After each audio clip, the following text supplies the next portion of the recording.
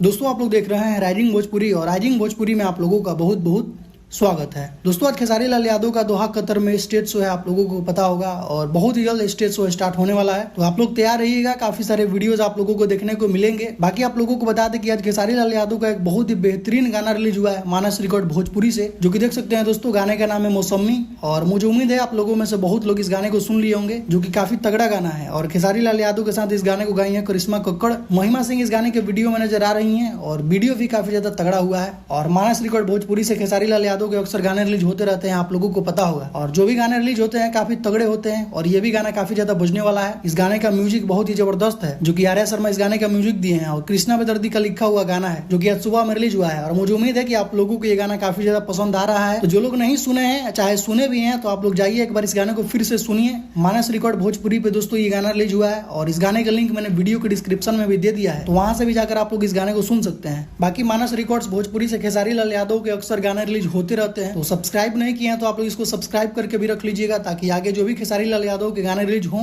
आप लोगों को सुनने को मिले। तो अभी का कुछ यही अपडेट है दोस्तों। बाकी इस गाने का लिंक आप लोगों को वीडियो के डिस्क्रिप्शन में मिल जाएगा, तो आप लोग सुनिए। बाकी आप लोगों से मिलते हैं नेक्स्ट वीडियो में।